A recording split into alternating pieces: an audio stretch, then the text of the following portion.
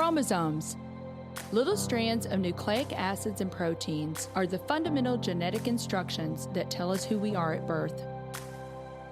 Most people are born with 46 chromosomes, but each year in the United States, about 6,000 people are born with an extra chromosome, making them a person with Down syndrome.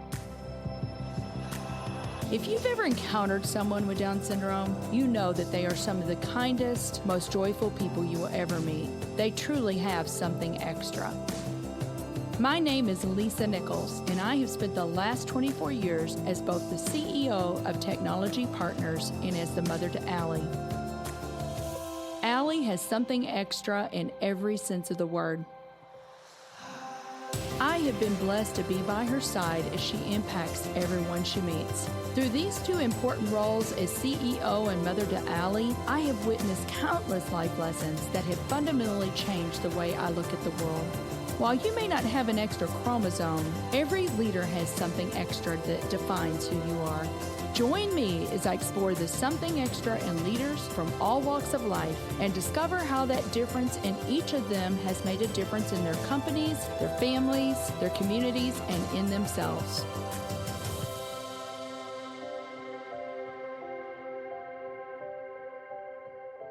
Technology Partners, in partnership with Ouellette & Associates, launched the Technology Leadership Experience for St. Louis in June of 2019. On December 9th, we graduated our first 2 cohorts of participants, and this is a special episode featuring a panel of distinguished CIOs at that graduation.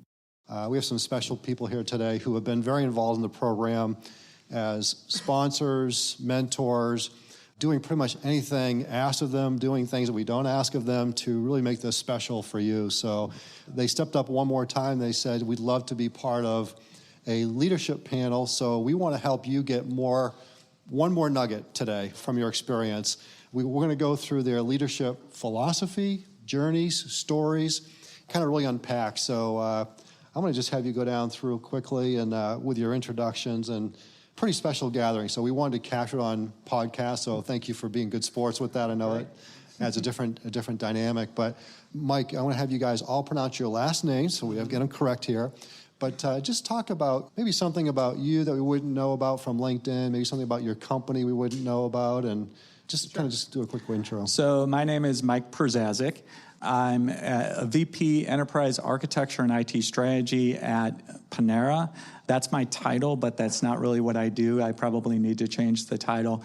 I'm really responsible for a couple different areas, pretty much all things data, our enterprise data warehouse and our big data and analytics platform. Application development, we're in the process of rolling out a custom point of sale that we've recently developed. We've rolled that out to all of our company cafes, and we're in the process of rolling that out to our franchise cafes. And then I'm also responsible for DevOps and really advancing a lot of what we're doing from a continuous integration, continuous delivery perspective. I've been at Panera for 3 years. Prior to that, I was at MasterCard for 17 years in a variety of roles. And one thing about, I guess, Panera, well, I appreciate the plug for the Grain Bowls. So I think in St. Louis, when you guys were there, we talked about our goal of selling 5 million Grain Bowls by Thanksgiving. And thanks in part to, I think, some of you, we accomplished that goal. So let's not quit while we're ahead, and let's keep on going. Good morning. So my name is David Hawkinson. I oversee IT operations here at SLU, and that includes our academic, our research, and our healthcare side. Many of you have probably heard of SLU Care, but may not realize that it's actually part of the St. Louis University organization. Let me talk about this room, if that's okay. So the building you're in was built in 1888. This was the original university. The entire university fit in this building. The Jesuits lived next door in what we call Verhagen Hall. And then when things were going really well, or maybe not so well, the church was right next door. So this was the library. This was the library for the entire university, this room. Now, it's gone through a series of renovations, and now it's not open to the public. It's locked most of the time. But this is where everyone would come to study, where they would come to get their books. Now we have a full library next door, but it has a lot of history. If you walked up or down the wood stairs, you would see that all the stairs are indented after the 100-plus years of students going up and down, and the Jesuits as well. So I want to welcome you here. A little something fun, I guess, not on my LinkedIn. I love IT, but if I wasn't doing IT, I would probably be on a mountain somewhere on a snowboard. That wasn't going to work out as a career choice, but it was really appealing. IT worked out okay, though. Sure did, and thank you for hosting us again, David. Really appreciate it. Jeff Schukart, Vice President of IT for Enterprise Fleet Management. No, not the rent-a-car folks, although it's part of the same family of companies owned by the Taylor family. And been there a little over 31 years, so child labor laws were different back then. Nice. Probably something you wouldn't know about me. I'm looking to have a second career, which would be announcing. At least that's what my wife is telling me I'm going to be doing. So down in spring training, though, somewhere warmer. So that's my next goal. So I'll turn it back to you, Dan. You've got that voice. You've got that voice, Jeff. I love that. So I'm gonna dig in, and again, you guys can jump at any point you want. I've had a chance to speak with them in advance. So all the questions are going to be very personal to them today. So Jeff, I want to start with you and your career journey. And if you had mentioned 31 years, but if we had told you when you started your career journey, Jeff, you're going to start in sales, account management. You're going to become a liaison between sales and IT. At some point, you're going to evolve into IT, and then at some point, you're going to run IT for a major corporation. What would you have said back then? Well, after laughing for a little while, I would have said, I don't see that happening, really, because, I was more on a sales track. I enjoy interacting with people a lot. That just didn't seem like a path. But really, and maybe advice to all of you, is open your minds to any opportunities that might be in front of you. It may not be what you expect it to be. And in my case, I see it as more about developing the people than it is specifically the technologies that we're developing. And so, but I would not have expected it at all. Good advice to be open. And, Mike, probably similar for you. You started your career in consulting. As you know, Panera hosted one of our consulting skills workshops. And so what impact did that experience have on you early in your career that's made you a better IT leader today? Yeah, and even before that, I was actually a finance major coming out of college, so I didn't think I was going to go into IT. And I thought I was going to go into banking, and I was looking at various job prospects, and Anderson Consulting, now Accenture, popped up, and I liked the idea of working on multiple projects and traveling. That seemed like a great transition out of college. So I got an offer, I joined, and they trained me in IT. And I think that background in finance, though, has served me well, and it's allowed me to kind of maintain that business mindset, making sure that at the end of the day, whatever results we're delivering, we are producing value to the business. A couple things I learned in consulting, working on a variety of projects with a variety of companies and industries. First and foremost, it's all about the people, right? That's half the battle, is making sure that you have the right people on your teams and in your organization that are coachable, that have all, not only the hard skills that we're all aware of, but also have all those intangible characteristics that we've talked about, a lot of you have talked about today. The other thing I learned is, in consulting, our job was not to stay there forever, although some of the partners probably wish that was the case, but we really had an objective to go into clients, sometimes do the work. If we did the work, we were doing it hand in hand with the company with the intention of really transitioning, sharing that knowledge to them so that they could eventually take over and fish for themselves.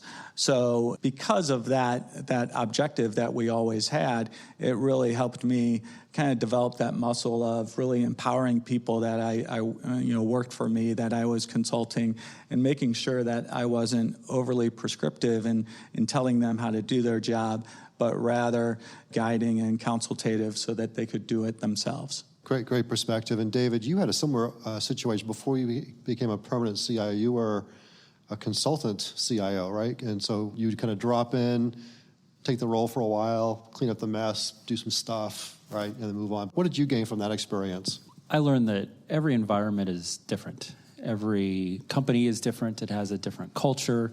The problems may be the same, but the way you solve the problems are going to be different, whether it's because of governance or because of the people. And so I learned over time, never come in with a playbook. And so I hope this group to take is as you look at a different role or maybe a different company, you may think you have it figured out in your current organization, but remember, every organization is different. So I always took a three-step approach. It took me a while to learn this, but the three-step approach was come in, learn, listen to the organization.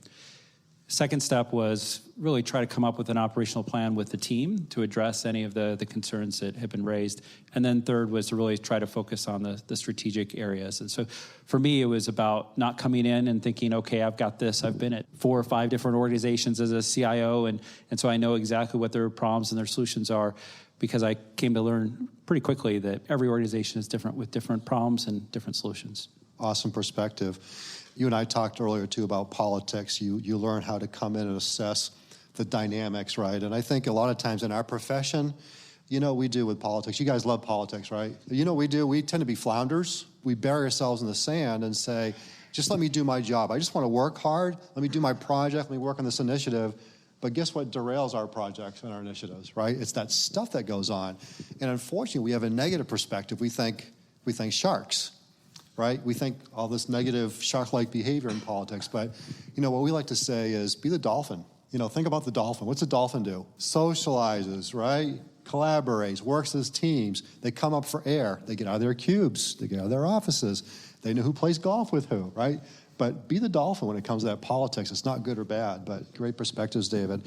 One of the topics I love to talk to great leaders about is this notion of what got me here will not get me there.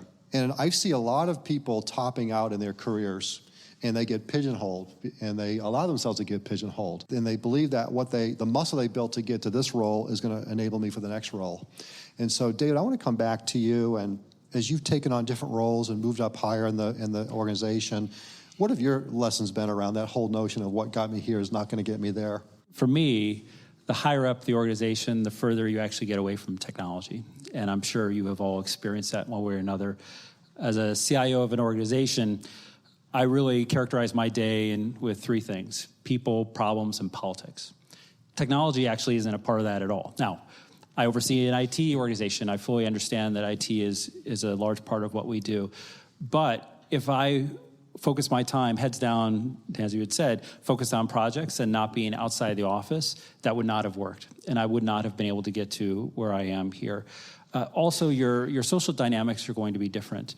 If you're a manager in an organization, there are lots of other managers in that IT organization, and you socialize and you work together really well. If you're a director, you'll have fewer, but you still socialize. When you get to a CIO level, I tell people it's pretty lonely at the top because you don't have that peer group. And it's just something that every leader has to realize. You are by yourself. There's no one to talk to about your problems. You can talk to another vice president, but the vice president of HR or the CFO, they don't understand technology. It's a totally different language. And so you just have to realize that it's all on your shoulders. It's all on my shoulders. And find different ways of being able to talk about those things with others in the right way. So there's a few things that I've learned. Yeah. How many of you have been passed over for a job that you knew you were ready for? Jeff, you've got a great story I'd like you to share that, we get to that point, especially when we're in the number 2 slot and we're ready for that number 1 slot. And we know we're ready to go, but we get there and it's very different. But you had a situation where you got passed over, so how'd that go? Wah, wah, wah. Yeah, so just quick context. Enterprise Fleet Management is a separate legal entity, if you will, from Enterprise Holdings, which has the 3 rent-a-car brands that we have. That was separated in 2010. So separation was driven out of primarily 2 things. One was to separate borrowing, the way we needed to borrow money to fund our leases. So we do the old Enterprise Leasing is now Enterprise Fleet Management. And so the way we borrow for leasing is a little bit different than the way we borrow for rent-a-car. And so that was one driver. The other one driver was IT, to spend on IT what made sense for our division and our company. And so I had formerly been in kind of a liaison role, but from the business perspective, I was the IT guy, right? I was the person that they would come to with any IT issues. In your mind, you're ready, right? I was ready to take on this new challenge. We're starting this new company, this new IT team, because formerly we had shared the resources of our sister company, Enterprise Holdings, on the rent-a-car side. I thought I was ready, went into the senior VP's office and said, I think I'm ready for this challenge. And they said, well, we've chosen somebody else, and we want you to kind of be an understudy to that person. So that's a difficult thing, right? Difficult pill to swallow. But you can take it two ways. Either you can go back and you can be mad and you can sulk in that decision, or you can take it as a challenge and an opportunity to learn. We talked about learning. You talked about that. Learning and really that wisdom, right? Realizing and really became apparent the next several years as I began to study more and more about the things that I knew less about. Networking and infrastructure and some of the data aspects. And so it became apparent that I really wasn't ready at the time. I thought I was, but I really wasn't ready. And I just saw it and seized an opportunity to learn more. And eventually was over a number of those areas, learned a lot from the people. They taught me more, I'm sure, than I taught them. Yeah. But it was really an opportunity to learn and take that as a challenge to truly prepare myself for that next spot. And you came to learn later that they were watching how you were going to respond. Yeah, I think they thought that I was going to go option one that I mentioned before, the be frustrated, be mad, and maybe even leave, right? Right. And I think they were surprised pleasantly that I responded the way I did. And really it was just that I realized the opportunity to forge a new path for myself and really learn more from that and be a better person. And really, more importantly than for me, but be a better person for the people I would lead. Awesome stuff, guys. I hope you're taking good notes here. Stay on this theme a minute longer. We have 65,000 to 75,000 thoughts per day, okay? 85 to 90% of those are negative. I call it the boogeyman. You get that boogeyman in your head. You guys are big sports fans, right? You play a little hockey here, right? What was Gretzky's great quote? Missed 100% of the shots I don't take, right? So, Mike, I want to come to you and Panera. I know you and John Meister have this let's beg for forgiveness kind of mentality, right? You want to talk about that a little bit and how that helps you guys maybe go faster, innovate more? Yeah, I think it's especially appropriate in the technology space. Because we talked about the rate of speed of change and how fast new technology comes to the market. Personally, I've been involved in big data and DevOps technology over the past couple years, and every month it seems like something new is coming to the market. So I'm not going to be able to keep track of it all at my level. So what I try to do is bring on people who are technically curious, who are going to really have the sense and the wherewithal to assess the landscape and figure out, okay, what do we need to implement to truly transform, certain aspects of our business? And then, I trust them. With that trust, I think you have to have, if something doesn't go 100% correct, you're not going to cast stones, right? You're just going to learn from those lessons, and no mistakes, just lessons, right? That's kind of a motto that we have. So it's really about really establishing that culture, knowing that I want them to continue to experiment, continue to try to transform what they can within their realm of responsibility, and then knowing that I'll have their back, right? If things don't go perfect, they're not going to be cast aside and held accountable. And then you sell 5 million grain bowls. Boom. Exactly. Right? Mic drop. So I mentioned earlier in my earlier comments about the best leaders I've observed. Do you remember the 7 C's? Customer centricity, culture, cultivate, courage, change, collaborate, communicate. So we're going to pick through some of these right now. And David just got a little insight into courage from Mike, right? Courage is all about today, working at fast speeds, making tough calls, having the hard conversations. You did something that I think is mightily courageous in terms of big org design, tough calls in this university, Jesuit University. Can you take us to that? Sure. So each of us have a transformation story. If you don't have one, I encourage you to find a way of building one. And transformation isn't just downsizing or cutting. It can also be growth and innovation. So think through what your transformation story is. We went through a period of time. We brought in one of the big optimization firms as a university. And they came to the university. Every unit got a cut. And I still remember meeting with the CFO to get my number. My number was 50% higher than any other unit in the university. So I went home, promptly got a glass. I put a couple cubes, and then I filled. And then I refilled. And then I came in the next day, and I said, okay, let's do this. If we're going to do this, let's really do it a different way. And so instead of trimming the tree, let's get a new tree. Instead of trying to make something work that's going to be almost impossible, let's fully redesign the IT organization. So we did. We went through a long process of fully redesigning how we deliver IT here. We do things very, very differently. We do a lot of outsourcing. We work with a lot of partners. We reduced our workforce by a little bit more than 2/3. That's a lot of people. And this is a Catholic Jesuit university where we talk about care for the whole person. So how do you try to make your technology environment sustainable for a university that's wanting to ensure that they're sustainable while also keeping to those values? And for us, it became, how do we have these conversations, but not have them in my office or some office in a hallway, but how do we have conversations with people so that they know that they're a part of this? And every phase we went through, we would communicate. We would let people know, here's what we're looking at, here's our plan. I was doing coffee with the CIO every other week, hard conversations. And as a leader, you put yourself in a position, it's very easy to do this in the office and to get out the cards and move the cards. It's the easiest thing to do, but it's not right for the people. And so what we chose to do the hard thing, which was to get out there, face these folks, and do it the right way. For every one of the riffs, I sat across the table from every individual, because to me, it starts with the leader saying, this is important. It's important for the leader to have that conversation. And while it was difficult, and there were many, many conversations, it was the right thing to do. That's courage right there, right? Who knows the story of Hernan Cortez? 16th century conquistador, lands that we now call Mexico. Everyone before him had failed miserably. So he lands with 600 soldiers, 5 million Aztecs. So math majors, good odds or bad odds, right? Cortez is the one who said, burn the ships. And I think about the best transformations, the best stories and outcomes like that. There's always a moment I find to burn the ships where we say, there's no going back. Because if you allow your people to stay 1 foot in, 1 foot out, they will stay there because it's comfortable. And when I've gone back and tested this with sea level after sea level, to a person, they all said one thing in common. What would you have done different? Should have done it sooner. So great admiration for what you did there, David.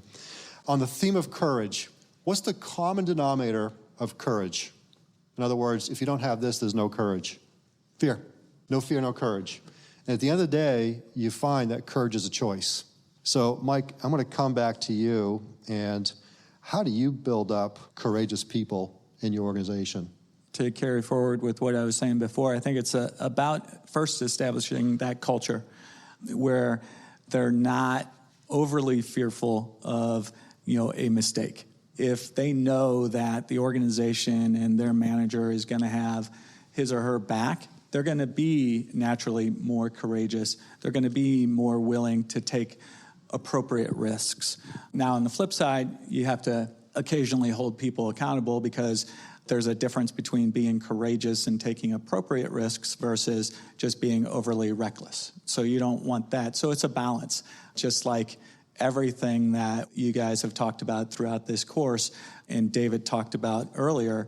Every situation is different, and every situation requires a different form of leadership.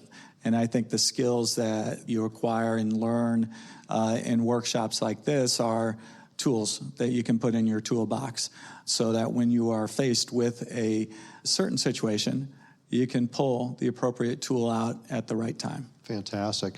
And Jeff, you've had one of those courage moments I want to highlight. Do you guys know what FUD is? Fear, uncertainty, and doubt. There was a point where there was a big miss, right? There was a deadline. Your CEO comes to you one-on-one and says, what was your role in this, Jeff? That must have been a FUD moment. Yeah, those are always a lot of fun. Yeah, enjoyable. Nothing like what David had to go through, and kudos to you. I mean, I think the thing I was going to add to what they both spoke about there is leading by example. And clearly, David did that in a very not fun. Mine was an individual program level thing. We have 10 teams working on a project, and he asked me what my miss was in the deadline, and I said it was not in leading well, not in really making sure that the teams were equipped with what they needed to knock down the obstacles, and staying in touch with the individual project plans. We have 80 different projects going concurrently, and so it's a little hard to keep up with, but I have to own that, right? Ultimately, it reports up to me, and so I talked to the people that were were involved more day to day in that. And I said, I'm going to go talk to the CEO. I need to take this. This is my miss, but help me understand, where we are and those kind of things. And so that was my ownership, and that was not being close enough to at least the high-level details of those project plans. And so the ownership piece is big as you grow in the organization, as these guys say and clearly have demonstrated. Owning those things, giving your team the credit, but owning the misses and the difficult situations. So this is a good example. Some of you mentioned in your presentations shifting from that supplier order taker, and you want to become more strategic partner and innovative anticipator. Innovative anticipator isn't always for positive things. I mean, one of the things that, Jeff, I think you did really well is you anticipated the question.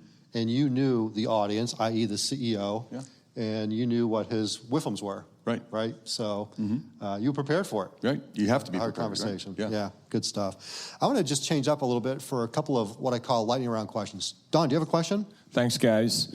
We've got a lot of young leaders in the room. We heard them talk. Is there something in your career that really helped you get to where you are today? Or is there something that you did that, boy, if I had a second chance to do that, I would do it differently? One of the things early on, I was asking for how I could take on more responsibility. My manager at the time, or actually a senior leader, said, well, I believe the job that you're in now, you were promoted too soon. You weren't really ready for that. And so that's not a fun thing to hear, obviously. But I think it really helps you understand yourself better when you do some self-reflection. So I look back, I took that as another challenge and an opportunity to learn. But it was also a good dose of humility. And I think that's a healthy thing to have as a leader, to know what you know and know what you don't know. And one of the things I say as I get a little more seasoned in life, not older, just seasoned, the more I know, the more I realize I don't know. You want to build on that, Mike? I spent 17 years at MasterCard. I was promoted up to a certain level and then took on this interim role at the EVP level.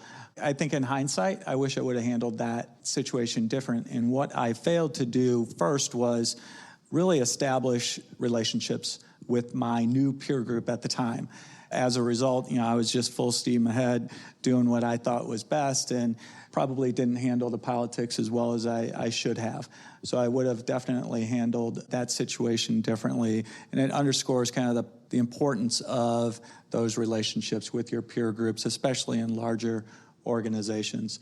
That being said, both at MasterCard and then leaving MasterCard to go to Panera, the one thing that I think has really benefited me is just the breadth of experience I've had over the years, whether it's multiple roles within MasterCard or switching companies and industries entirely. It's amazing how much you learn when you do those things. And I think when you do develop through those experiences, it really prepares you for when the next opportunity comes.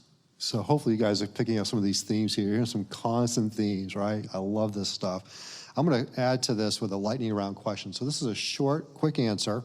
And part of our conversation, part of the program you've been through is this whole notion of communicating our value, changing the narrative. So what's one nugget you could give on how you might have changed the narrative about yourself, your team, your organization, your company? Mike, good start. We'll come this way. We talked about it a lot today, really emphasizing the value, right? We're all in IT technology organizations. As you work with your business counterparts, it's critical that you have a clear understanding as to why you're doing what you're doing, and that every time you interact with these people, you remind your business counterparts about the value you are creating. I'll do two quick things. First, speak their language, not your language. So don't speak IT, because they don't want to speak IT, right? The business doesn't want to speak IT. They don't understand it. So speak their language. The second is never forget about the ego. If you're thinking of innovation, don't think of yourself on the New York Times or whatever online publication. Don't think of yourself. Think of the business owner and get them to think of that. Because if they think about it, then they're going to want to be a part of it. That's the only way that innovation is going to occur. Yeah, and I just add attitude maybe and terminology. You mentioned two items. So attitude, you talk about negative thoughts. So we don't have any problems. We only have opportunities to create solutions. So that's one, from a terminology perspective. Attitudinally, it just creates a positive spin on that as opposed to a negative spin. Right. And then some of the other terminology, I won't let our business use the term expense or overhead for IT. It's an investment. It's an investment in the business. And those terms, while seemingly small, make a big difference in the attitudes of the business and of our team. I think when you start to change the narrative, you start to see the results of it. You start getting invited to the first meeting and not the third or fifth meeting, right? You're at the table. Steve Schmidt had to leave because he had to be at this meeting today, right? Budget time. How many of you at budget time usually get good surprises? Anybody get good surprises? It's usually the other way around, right? Jeff, let's just take this narrative thing. Another conversation with your CEO. He kind of surprised you one time with a question he asked you around budget time. Yeah, he asked a question that I'm guessing not very many folks in here have heard. So we're talking about the IT investment for the following year. I said, okay, I think you want two plans, and so one is spend the same and one that's spend more. And he said, yeah. And I said, well, what do you mean by spend more? Because we were in a growth mode, which is great, and a great place to be for the business and for IT as well. So he's pondered that for a second. He said, bring me a number that's the most you can spend and still be effective, which is like, wow, okay. Think about that. Reel back for a second. So talk to my team and fast forward a little bit. Part of that, you get lost immediately in the spend the most you can, right? You just get lost in that. But still be effective is key, right? And I, for not just myself, but my entire leadership team, think it's important that we act as if we're writing checks out of our own checkbook, that we're using this money thoughtfully. And so we talked to the team and said, okay, it would be easy to say, let's double or let's triple or something like that. We didn't think we could do that. We only went up 50%. So not much. 5-0. 5-0, yeah. But we did that through multiple series of meetings to make sure that it was thoughtful in that spend. But it was certainly an interesting conversation that's a neat one to have. That's awesome. Mike, I want to come back to you on the C around customer centricity. Amazon has their leadership principles. We've probably seen those. Leadership principle number one, customer obsession. It's there for a reason, right? Mike, you guys are really good at this. You think about the customer journey. You look at it left to right, right to left. You pick it apart. Can you talk about that? And especially going back to the bricklayer story, right? How you get your people really tied to the cathedral, right? The grain bowl, not mixing the mortar out in the back. Yeah, so for us, it's kind of easy because not only do we work at Panera, but we're all customers of Panera, right? So we use the digital assets that we create. We go into the cafes, and we get to experience that customer experience firsthand. Not only do we encourage employees to shop at Panera, but so we encourage everybody to go visit the cafes, talk to the people within the cafes that are using our technology, understand from them, listen to them, what's working and what's not, and then take that back and then map that to not only, eliminating any cafe friction that's currently experiencing, but also use that knowledge and that information to map out a vision for what things could be like. And one of the things we're excited about is our office is in Sunset Hills, and over the course of the next year, we're going to be building what we're calling the Cafe of the Future, right there next door to our corporate headquarters. And technology is going to be at the forefront of that experience, so we're very excited about that. That is so cool. Some companies eat their own dog food, some drink their own champagne. You're eating your own grain bowls. Yeah. I like this. So one of the big things we learned during the program was really how to get invited to the table. That's one thing we've talked about, and you guys have kind of each mentioned. Can you talk about the biggest challenges you faced in getting invited to the table, and then how you overcame that? Because that's something we frequently see. It is a challenge, especially depending on the culture of the organization. Is IT viewed as more of a cost center, order-taking organization, or are they a partner? And truly, we want to aspire, all of us want to aspire to be part of organizations that are those partners. And I think it starts by building up credibility, which comes from results. So regardless of what you're being asked to do, make sure you do it well, and make sure you market it. And we all learn the importance of marketing IT. Make sure you market those results. And if you do those two things, they will start inviting you to the table earlier and earlier. At least that's been my experience. I'll add, continue to show value. Every organization is also different. Even within an industry of higher education, I've worked several areas, whether consultant or direct hire. Some areas they say, yes, we want the CIO at the table. In some areas they haven't. And I haven't changed. I'm still doing what I'm doing. So a lot of it is what's on the radar for the CEO. And then it's continuing to find out how can IT provide value with that and how can we be a part of that conversation.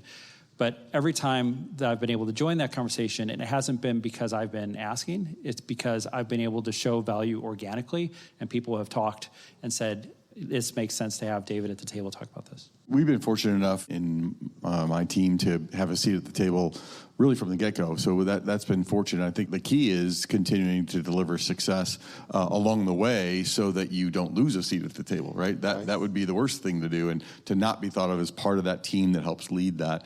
We created what I call a culture of positive dissatisfaction. So let's celebrate the successes, but let's always ask ourselves how we can do better. And that continuous improvement is enabled and furthered by doing so, I think, so that we retain that seat at the table. Backsliding is very much a real thing. I've seen it over and over, and it's painful. It takes a lot of energy and power to get that plane to cruising altitude, but once you're there, you can maintain it. But it can come down pretty, right, David? You want to comment on that? So here at SLU, for instance, IT started on the cabinet, and then the president decided, so I don't report directly to the president, I report to the CFO, but still I'm a vice president, so he decided only his direct reports were going to be at the cabinet level. It was that way for about 2 years, and then it all changed back. And now the reason why it changed back is because he quickly realized he wasn't getting as much feedback and as much in diverse opinions as he had before.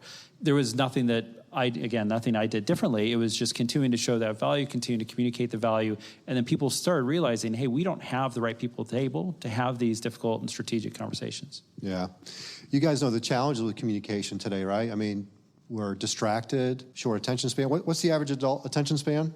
8.25 seconds. How many messages have we bombarded with a day? 10,000. How many can you remember? 10 or 12. That's the environment that we are communicating into. How do you get your message to be part of the 10 or 12 and not the 9,900? So, Mike, love any perspectives you have on, as you think about your different stakeholders, which you have many, how do you cut through that noise? I think it's important to have that clear vision of the business results you're trying to achieve.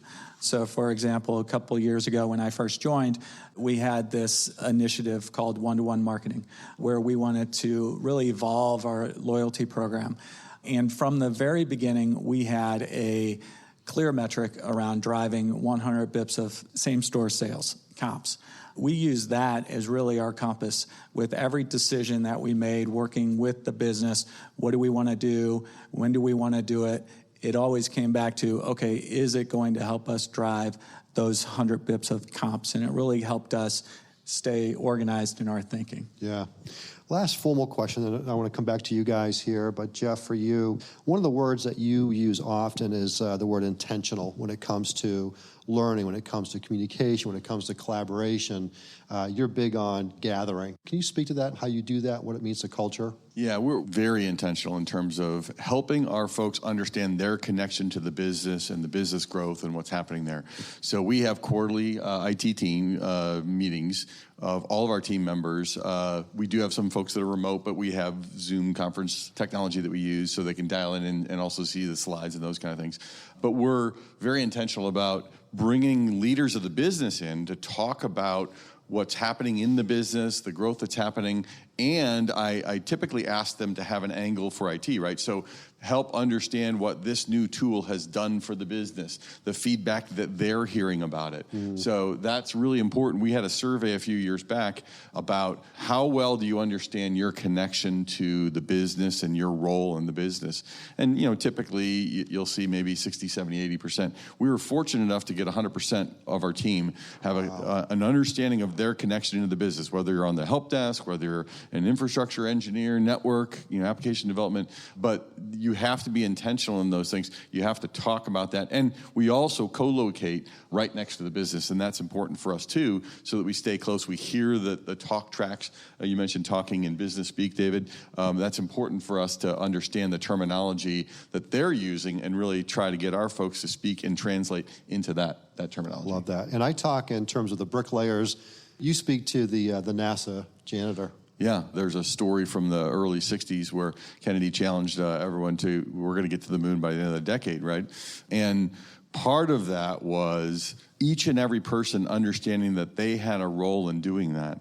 And so we've used that story around someone coming in and going through and see a custodial person there cleaning up and ask them what they were doing. And they said, I'm helping send a man to the moon. It's all about the mission, right? And what your part of that is, because you can't do it all on your own. It takes a group of people working together cohesively to realize that dream. And so we talk about that story and try to tie it back to our folks, how the things that they're building or supporting are driving the business growth that we have. Absolutely. So time for one more question. What is something, any isms, Mike-ism, Dave-ism, Jeff-ism, something that you guys find yourself saying frequently in your organization? I use the term "it'll be okay" a lot. And so as a CIO, back to the three things: people, problems, politics. I rarely get good news. Everything that comes to me is usually a problem. And so it's not uncommon where I'll have folks come to me and say, it's the end of the world. There's this big issue. What are we going to do? And usually I try to have a response, it'll be okay. Because they're bringing something that they've already done a lot of work onto, they've already put a lot of pain into. I mean, it's definitely an issue. Fully understand. I don't want to downplay that, but it's going to be okay. We'll find a solution. It will get solved. Life will continue. When I do that, then it kind of brings the temperature down, so that now we can think about it calmly, quietly. I don't know whether it's the Jesuits that help with this or not, but we find, at least that's one of my Davidisms that has worked well here. And I'm told that people come into the office thinking the world's over, and they leave like, oh, okay, we got this. Yes. Yeah, we talk about that, and Mike talked about it as well, in terms of we're not doing brain surgery. We're leasing cars and providing other services to folks, so we're not going to have somebody die. So we talk about if you need to be willing to be bold in your decision making, and so we talk about not losing a digit. If you make a mistake, you're not going to lose a finger or a toe or something. You have to be willing to make those things, because we learn through successes, but we learn typically even more through those failures and opportunities to make ourselves better. And so being bold and saying, hey, you're not going to lose a digit on that. So good. And I would just say that I guess a lot of people that work for me have a clear understanding of the importance of results. So which is Amazon Leadership Principle number 14. Yeah, so we are paid to do a job, and we need to deliver results. And I think it's important to constantly evaluate whether you as an individual or you as a leader are producing results, both over the short term as well as the long term. I can't thank you enough for putting a massive exclamation point on this leadership experience for these folks here. So let's give them some appreciation. Thank you so much.